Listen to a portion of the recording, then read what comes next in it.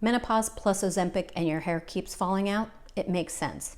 Here's the truth. Most women walk into their doctor's appointment with the wrong question, so they get generic advice and zero progress. Today, I'm going to give you the one question that flips the conversation in your favor, and 2 follow-up questions if your doctor stalls. So let's get into it.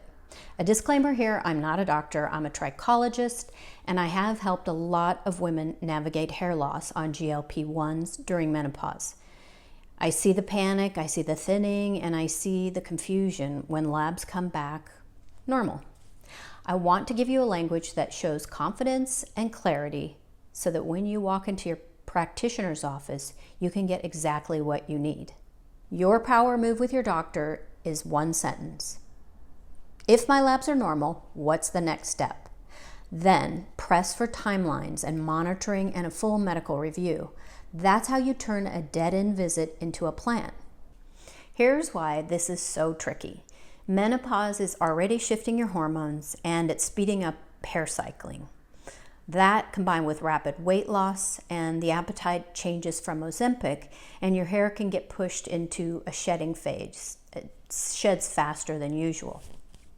A lot of women assume that it's either just the drug or just menopause, but the combination is the real accelerant.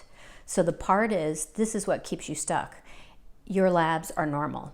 This line shuts down all of the conversation, so you need a question that will actually get your doctor's attention and motivate them to treat you as an individual, not just another statistic. Here's where you want to follow up with, doctor, practitioner, if all my labs are normal, what's the next step in figuring out why I'm losing my hair? Repeat this, write it down, put in your notes app, and remember it. Here's why this works. It moves the doctor past the stop sign of normal labs. It opens options, medication review, dermatology or endocrinology referral, deeper hormone discussions, or even other evidence-based therapies without you playing doctor. It'll signal that you're expecting a plan and not just another pep talk. And here are 2 follow-up questions if you happen to get pushback.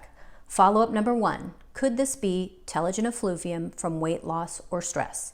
If so, what timeline should I expect and what can we monitor? This gives your doctor a clinical anchor and it sets expectations. You're asking for a timeline and monitoring, not a miracle. So here's follow-up number 2. Can we review all of my medications and supplements to see if there's anything else that's contributing to my hair loss? Hair loss is rarely one thing, and a quick medical review, including non-GLP-1 meds, can often surface as a culprit. Quick gut check. Have you ever heard everything looks normal while your hair was clearly shedding? If that's you, drop a yes in the comments. I want to see how common this is for our community.